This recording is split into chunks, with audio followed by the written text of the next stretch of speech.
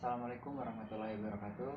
Perkenalkan kami mahasiswa semester 5 Teknik Mesin UHAMKA ingin mempresentasikan tentang manajemen jasa. Sebelum kami mempresentasikan, izinkan kami memperkenalkan diri terlebih dahulu. Kami dari kelompok 6. Perkenalkan, nama saya Hafiz Sulaiman Murniawan. Perkenalkan, nama saya Amar Zain. Perkenalkan, nama saya Tariq Muhammad Nurzain Afif Nugraha. Perkenalkan, nama saya Yuli Chandra Widiansyah. Nama saya Muhammad Arfan dengan nomor induk mahasiswa 17030350011.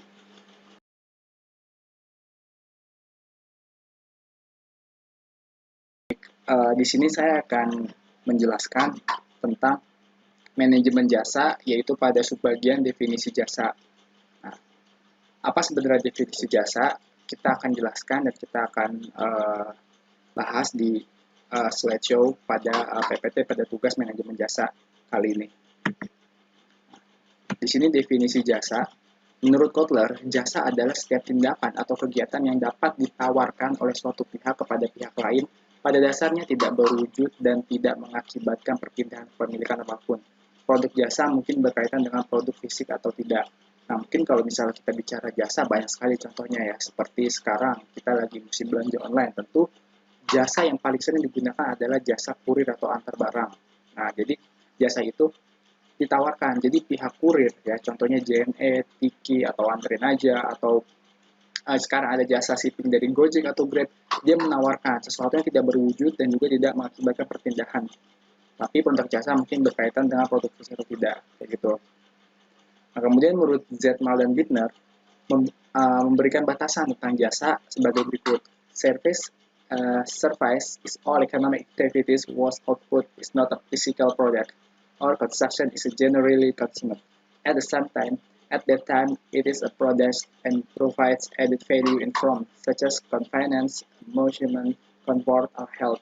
Jasa merupakan semua aktivitas ekonomi yang menghasilkan yang hasilnya bukan berbentuk produk fisik atau konstruksi, yang umumnya dihasilkan dan dikonsumsi secara bersamaan serta memberikan nilai tambah, misalnya kenyamanan, hiburan, kesenangan, atau kesehatan konsumen. Jadi jasa ini berkaitan memberikan nilai tambah suatu produk. Jadi bukan kalau misalnya produk, kita beli suatu produk utuh seperti itu ya kan, nilainya bisa diukur. Tapi kalau jasa itu berkaitan dengan kenyamanan pelanggannya, kemudian juga memberikan hiburan atau rasa terhibur bagi pelanggannya, kemudian perasaan senang bagi pelanggannya, dan juga kesehatan gitu, ataupun menyangkut pada kondisi fisik maupun mental dari konsumen itu. Nah, kemudian menurut Mursid, jasa adalah kegiatan yang dapat diidentifikasikan secara tersendiri, pada hakikatnya bersifat tidak teraba. Jadi jasa itu ya tidak bisa kita sentuh, tidak bisa kita kita ukur, karena dia tidak berbentuk, tidak teraba, untuk memenuhi kebutuhan dan tidak harus terikat pada penjualan produk atau jasa lainnya. Gitu. Jadi jasa itu sesuatu yang memang secara garis besar dia tidak berbentuk fisik, ya kan? Dia tidak bisa kita ukur secara spesifik, ya kan, dari fisiknya, tapi dia berkaitan dengan benda fisik. Nah, itu dan juga memberikan nilai tambah pada benda fisik itu. Selanjutnya, karakteristik jasa. Di sini menurut Ciptono menyebutkan karakteristik jasa pokok pada jasa, ya, karakteristik pokok pada jasa sebagai berikut. Yang pertama, intangible, ya kan? Yang pertama, intangible artinya tidak dapat dilihat, dirasa, diraba, dicium, atau didengar sebelum dibeli. Nah, jadi kita nggak bisa nih melihat jasa itu seperti apa. Misalnya kalau kita mau beli bola, kita mau beli buku, kita mau beli peralatan-peralatan dapur, kita bisa melihat, kita bisa mengukur dan bisa membandingkan. Tapi kalau jasa, kita harus merasakan terlebih dahulu gitu. Sebelum dibeli, kita nggak bisa merasakan jasa itu. Nah, kemudian yang kedua, its separability, artinya tidak dapat dipisahkan. Mengingat pada umumnya jasa dihasilkan dan dikonsumsi secara bersamaan. Nah, jasa ini maksudnya itu tidak dapat dipisahkan karena dirasakan secara keseluruhan. Variability artinya jasa bersifat sangat variabel karena merupakan non-standardized. Output artinya banyak variasi bentuk, kualitas, dan jenis tergantung pada siapa, kapan, dan di mana jasa tersebut dihasilkan. Jadi jasa itu memang dia tuh variabelnya itu banyak. Contohnya jika ada jasa gitu, contohnya jasa kurir barang yang tadi kita jelaskan. pasti setiap perusahaan, baik itu yang sekarang misalnya ada JNE, kemudian ada apa namanya, ada Anterin Aja, kemudian ada Ninja dan segala macamnya, pasti dia punya variabel kepuasan pelanggan tersendiri gitu. Walaupun harganya sama, pasti punya karakteristik tersendiri gitu. Baik itu dari cara dia menyampaikan informasi kepada pelanggannya, cara dia memberikan kepastian dan jaminan sampainya barang. Nah, itu tentu sangat luas variabelnya. Nah, kemudian perishability artinya jasa merupakan komoditas tidak tahan lama dan tidak dapat disimpan. Dengan demikian, apabila suatu jasa tidak digunakan, maka jasa tersebut akan berlalu gitu ya. Jadi, jasa itu harus digunakan hari ini dan saat ini. Jasa tidak berlaku pada jangka waktu tertentu dan juga tidak dapat disimpan. Nah, jadi ketika kita digunakan hari ini, ketika ada jasa saat ini, kita gunakan saat ini juga. Jadi tidak bisa disimpan seperti benda-benda fisik yang suatu saat bisa kita gunakan. Nah, itu contoh untuk jasa.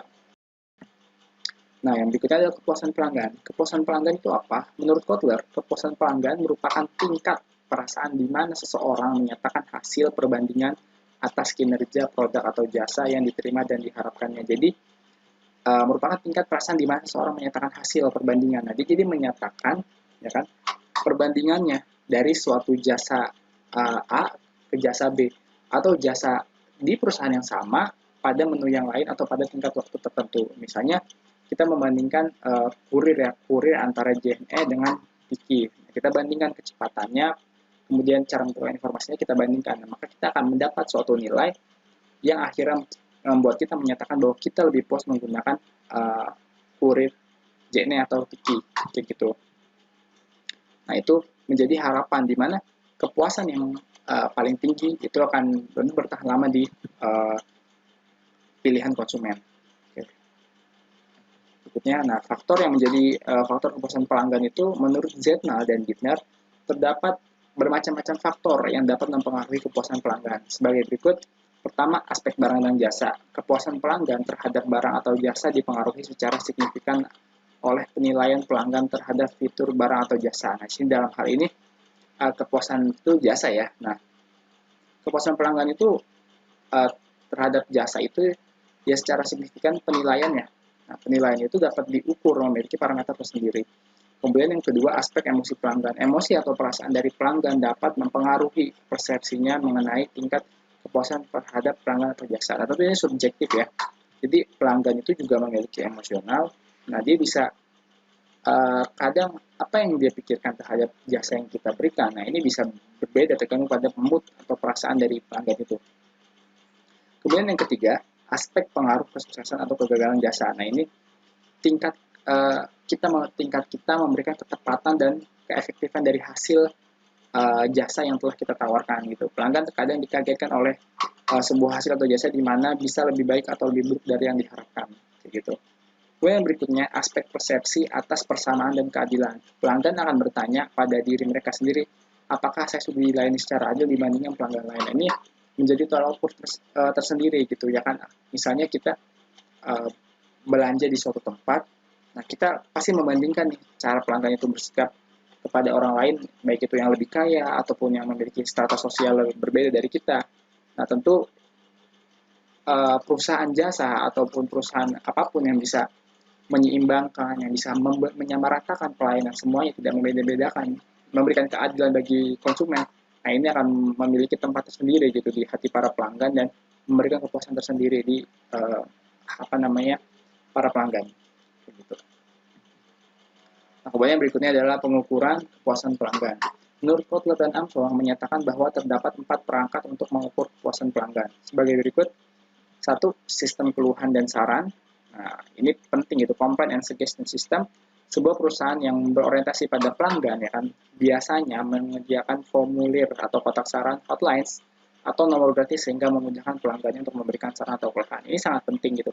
Karena zaman sekarang, di era yang persaingan yang sudah sangat ketat ini, era teknologi startup ini, siapa yang bisa menyesuaikan dengan pelanggan, siapa yang bisa menyesuaikan dengan kebutuhan pelanggan, ya, nah dia yang bisa bertahan, seperti itu. Nah, maka penting kita untuk mencari feedback, untuk mendapatkan informasi mengenai keluhan dan saran dari pelanggan, dan harapannya ini terus berjalan, gitu ya kan. Jadi, karena ketika pelanggan mulai tidak memberikan keluhan atau saran terhadap jasa yang kita berikan, nah ini bisa jadi salah satu faktornya sudah ada pesaing lain yang lebih bisa memuaskan pelanggan itu sendiri. Gitu.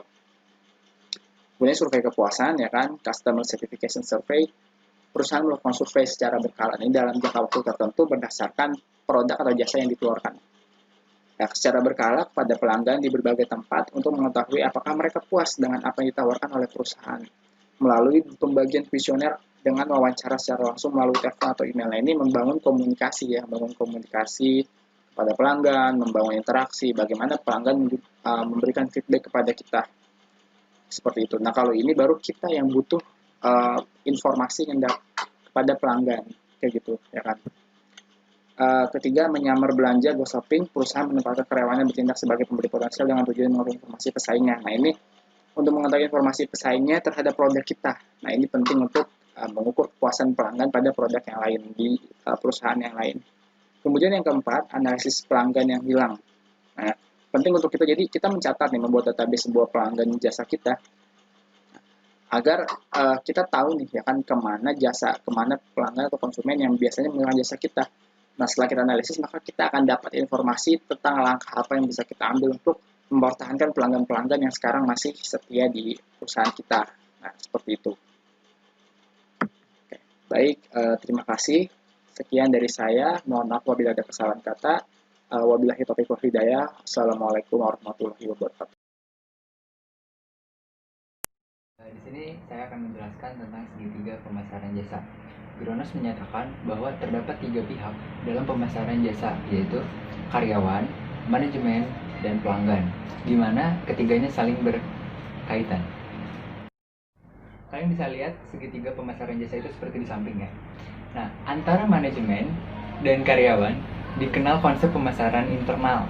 Nah, yaitu konsep pemasaran internal adalah di mana perusahaan secara efektif memotivasi dan melatih karyawannya yang berhadapan dengan pelanggan, sehingga pelanggan tersebut mendapatkan kepuasan apa yang diberikan oleh karyawan. Nah, di samping ada karyawan dan pelanggan. Di situ adalah namanya pemasaran eksternal. Nah, pemasaran eksternal itu adalah suatu cara pemasaran di mana perusahaan memasarkan jasanya kepada para pelanggan dengan cara yang umum dan tradisional. Ada pelanggan dan manajemen. Antara pelanggan dan manajemen dikenal konsep pemasaran interaktif marketing. Interaktif marketing adalah suatu terhadap perusahaan, sehingga perusahaan akan meningkat value-nya. Nah, kemudian orang tua dari anak tersebut akan mengajak orang tua lain untuk mendaftarkan anaknya ke perusahaan tersebut, dan perusahaan tersebut bisa mendapatkan pelanggan yang lebih banyak. Di samping bisa dilihat itu ada peran dan status segitiga jasa dalam tabel. Nah, status perusahaan itu adalah fasilitas terhadap karyawan agar dapat melayani pelanggan dengan baik. Di mana peran tersebut, perusahaan itu harus bisa melihat pelanggan-pelanggannya yang apa sih yang dibutuhkan oleh pelanggan tersebut, seperti itu. Nah, kemudian ada karyawan. Nah, karyawan itu orang yang menyampaikan jasa. Nah, karyawan harus bisa menyampaikan jasanya dari perusahaan tersebut ke pelanggan agar menarik pelanggan, sehingga pelanggan tersebut mengambil jasa dari perusahaan tersebut. Seperti di samping ada contoh segitiga pemasaran jasa. Misalkan yang saya ibaratkan itu adalah lembaga les privat. Nah, manajemennya itu sebagai lembaga les privat, karyawannya sebagai guru les privat, dan pelanggan itu sebagai anak-anak. Nah, biasanya orang tua dari anak-anak tersebut menginginkan nilai dari si anaknya lebih tinggi, dan dia membutuhkan tenaga kerja guru agar membuat anaknya nilainya lebih tinggi. Nah, ketika guru les privat mengajarkan kepada anak-anaknya dan nilainya menjadi lebih tinggi, otomatis perusahaan tersebut mempunyai value lebih, dan orang tua dari anak tersebut bisa memberikan penilaian terhadap perusahaan, sehingga perusahaan akan meningkat value-nya. Nah, kemudian orang tua dari anak tersebut akan mengajak orang tua lain untuk mendaftarkan anaknya ke perusahaan tersebut, dan perusahaan tersebut bisa mendapatkan pelanggan yang lebih banyak. Strategi produk dan jasa. Di sini ada hubungan produk dan jasa. Setiap produk dapat dihubungkan dengan produk lainnya untuk memastikan bahwa perusahaan menawarkan dan memasarkan kumpulan produk yang optimal. Ada hierarki produk, keluarga kebutuhan atau disebut unit family, keluarga produk, kelas produk, lini produk, jenis produk, dan barang atau item. Next. Strategi pemasaran untuk perusahaan jasa. Pertama, di masa lalu, perusahaan jasa tertinggal di belakang perusahaan manufaktur di bidang penggunaan pemasaran karena perusahaan jasa itu kecil atau merupakan bisnis profesional yang menggunakan pemasaran atau menghadapi banyak permintaan atau sedikit persaingan. Kedua, persaingan holistik untuk jasa itu memerlukan pemasaran eksternal, internal, dan interaktif. Ada pemasaran eksternal, contohnya menggambarkan pekerjaan persiapan, penetapan harga, distribusi, dan promosi normal sebuah jasa kepada pelanggan. Yang dimaksud pemasaran internal yaitu menggambarkan pelatihan dan pemotivasian karyawan untuk melayani pelanggan dengan baik. Kontribusi terpenting yang dapat dilakukan Departemen Pemasaran tentunya adalah sangat pandai membuat orang lain dalam organisasi mengembangkan pemasaran seperti itu. Next. Mengelola kualitas jasa. Kualitas jasa perusahaan diuji setiap pelaksanaan jasa. Jika personel jasa dipesankan tidak dapat menjawab pertanyaan sederhana, saling berkunjung ke personel lain, sementara pelanggan mengganggu, pelanggan akan berpikir 2 kali untuk melakukan bisnis lagi dengan penjual itu.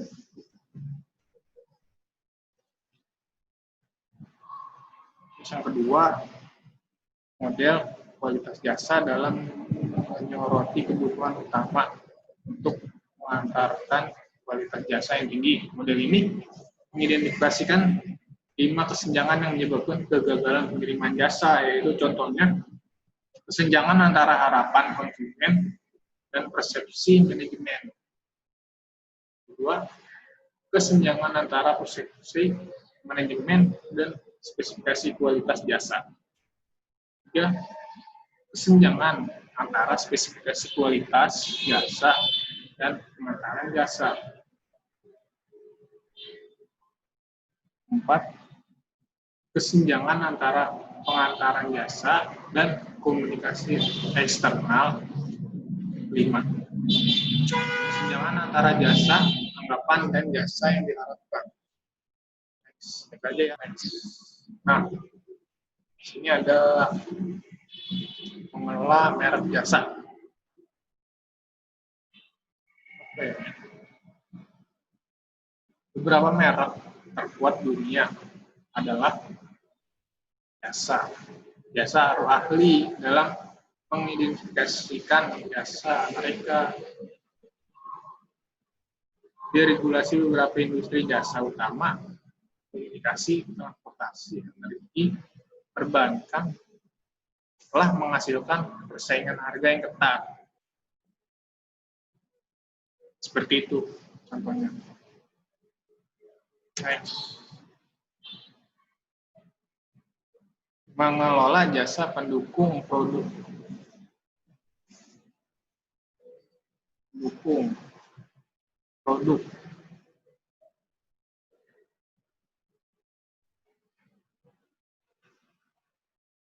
Yang tidak kalah penting dalam industri jasa adalah industri berbasis produk yang harus menyediakan sejumlah jasa.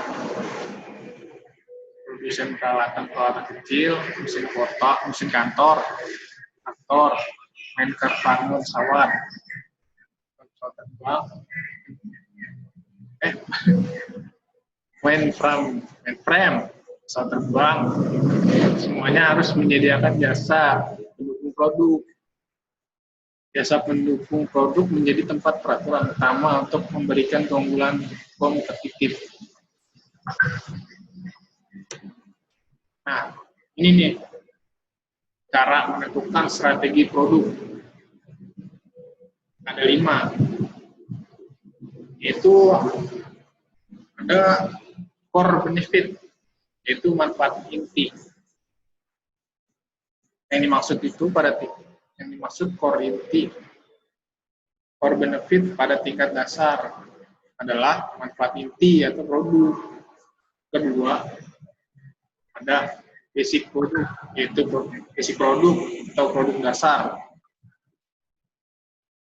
Pada tingkat kedua, produknya sendiri yang berwujud atau jasa yang dirasakan. 3, ada expected produk. Itu sekumpulan atribut dan kondisi yang umumnya diharapkan konsumen ketika mereka membeli produk tertentu. 4, ada augmented produk,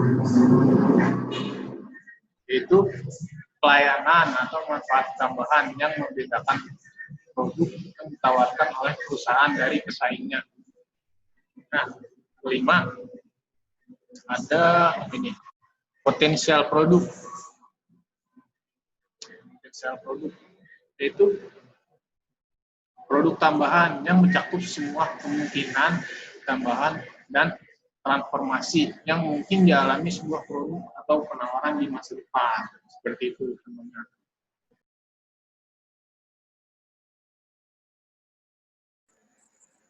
Kita akan membahas mengenai strategi proses pelayanan. Ada 3 poin yang saya jelaskan dalam video ini. Yang pertama adalah prinsip-prinsip pelayanan, peningkatan kualitas layanan, dan penyebab utama kualitas layanan.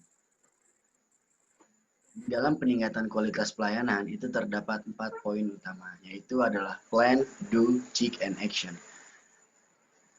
Pada plan, hal yang pertama kita lakukan adalah mengidentifikasi permasalahan yang ada. Setelah kita mengidentifikasi permasalahan yang ada, kita menseleksi permasalahan tersebut, sehingga kita dapat merencanakan hal ke depannya agar pelayanan kita itu dapat memuaskan konsumen. Yang kedua adalah do. Di sini mengimplementasi perbaikan rencana. Setelah kita merencanakan sebelumnya, kita menerapkan rencana itu tersebut. Yang kedua adalah check, yaitu pemeriksaan hasil perbaikan. Di check sini kita memeriksa hasil kinerja kita, apa yang kita berikan ke konsumen, apakah itu sudah memuaskan konsumen atau tidak. Yang terakhir adalah action. Di action ini kita menetapkan standar kualitas pelayanan kita, agar semua konsumen itu merasa nyaman dengan pelayanan yang kita berikan. Yang kedua adalah prinsip-prinsip pelayanan. Terdapat 5 poin utama yang akan saya bahas di sini, yaitu adalah kesederhanaan, akurasi, kenyamanan, kemudahan akses, dan ketiga. Yang pertama, kesederhanaan. Kesederhanaan di sini adalah yang dimaksud adalah dengan ketika ada konsumen bertanya kepada kita, kita harus menjelaskannya secara sederhana, sesederhana mungkin agar konsumen mudah mengerti tanpa harus bertanya lagi apa yang dia inginkan. Yang kedua, akurasi. Akurasi di sini adalah ketepatan kita menjawab pertanyaan dari konsumen tersebut. Yang ketiga, kenyamanan. Kita sebagai pihak pelayanan jasa, kita harus memberi fasilitas yang baik terhadap konsumen kita. Yang keempat adalah kemudahan akses. Kemudahan akses di sini yang dimaksud adalah ketika konsumen kita ingin mengakses suatu pelayanan yang kita berikan, sebisa mungkin kita membuatnya dengan semudah-mudahnya agar konsumen tidak kesulitan di dalam mengakses pelayanan yang kita berikan. Yang terakhir adalah K3. K3 di sini yang dimaksud adalah dengan kedisiplinan, kesopanan, dan keramahan. Sudah menjadi hal wajib bagi pelayanan jasa untuk bersikap ramah terhadap konsumennya. Berikutnya yaitu adalah penyebab utama kualitas pelayanan. Yang pertama adalah attitude. Attitude kita itu harus baik. Kita tidak boleh kayak memarahi konsumen. Gitu. Yang kedua adalah bahasa. Bahasa yang kita keluarkan itu harus bahasa yang baik dan sopan agar tidak menyakiti perasaan dari konsumen kita. Dan yang terakhir adalah pengetahuan dan keterampilan. Jika kita memiliki pengetahuan yang luas, maka kita akan dengan mudahnya menjawab pertanyaan-pertanyaan dari konsumen dan memberikan pelayanan yang maksimal terhadap konsumen kita.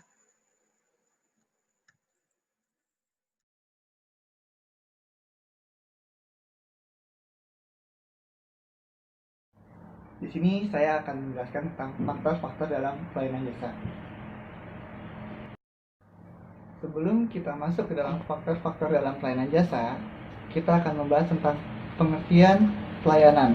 Nah, pelayanan adalah sebuah proses pemenuhan kebutuhan melalui aktivitas orang lain yang menyangkut segala masalah yang ditunjukkan orang lain untuk menyelesaikan masalahnya.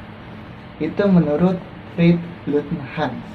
Intinya kita simpulkan bahwa pelayanan adalah proses pemenuhan kebutuhan melalui aktivitas orang lain secara langsung.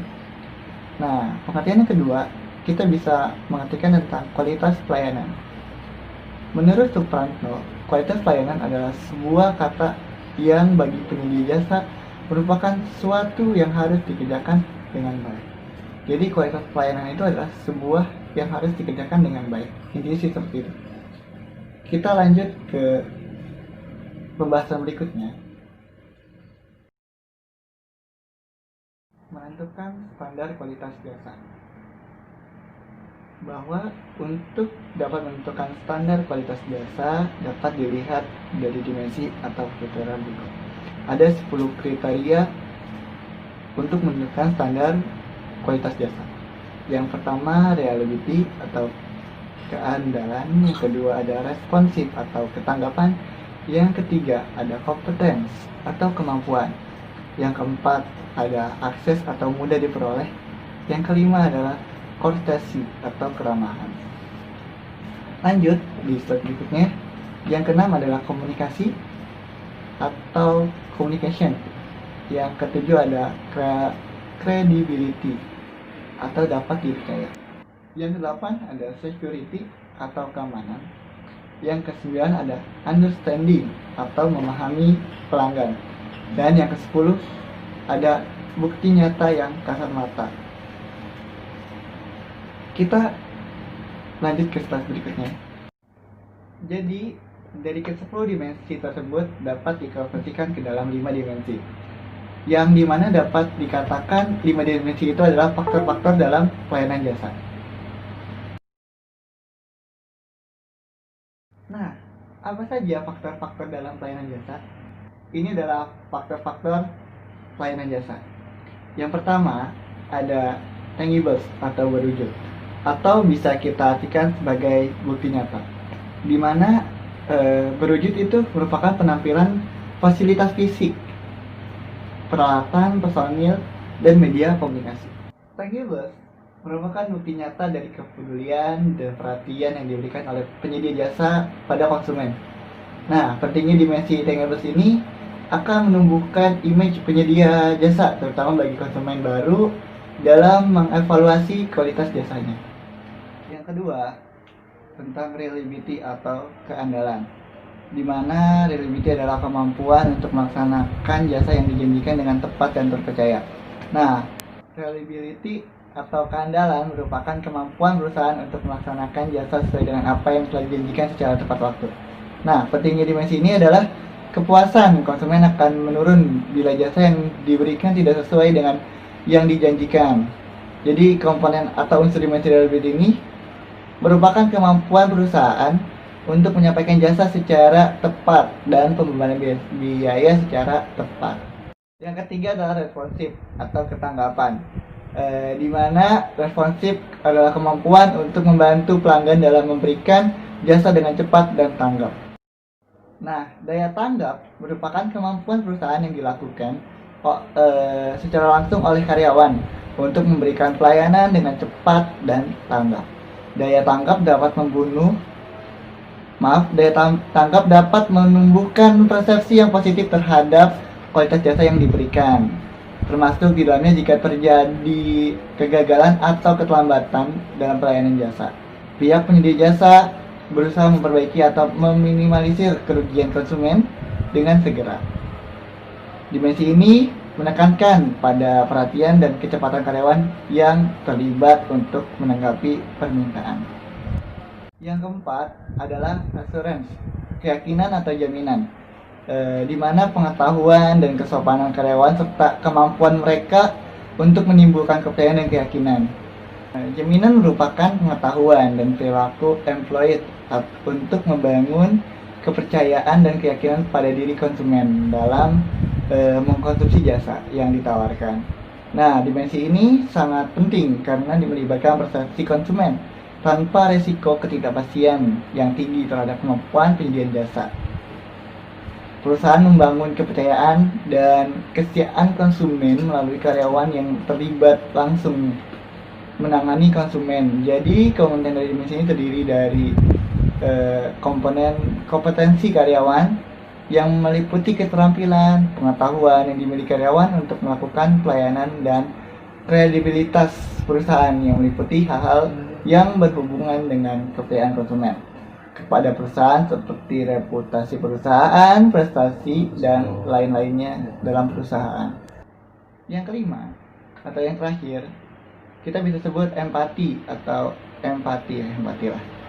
Merupakan syarat untuk peduli, memberikan perhatian pribadi pada pelanggan. Empati ini merupakan kemampuan perusahaan yang dilakukan oleh karyawan untuk memberikan perhatian kepada konsumen secara individu. Nah, termasuk juga kepekaan akan kebutuhan konsumen. Jadi komponen dari dimensi ini merupakan gabungan dari akses, yaitu kemudahan untuk memanfaatkan jasa yang ditawarkan oleh perusahaan. Nah, tadi sudah kita jelaskan tentang apa itu faktor-faktor dari pelayanan jasa. Sekarang kita masuk ke tujuan dan fungsi pelayanan sendiri.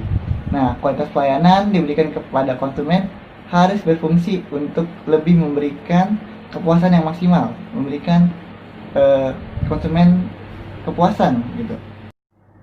Kualitas pelayanan yang diberikan oleh setiap perusahaan tentunya mempunyai tujuan.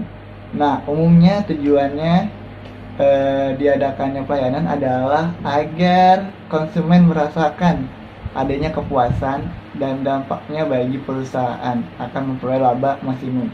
Jadi dengan pelayanannya yang tepat, pelayanannya yang puas, konsumen akan ikut puas dan akan menguntungkan perusahaan tersebut.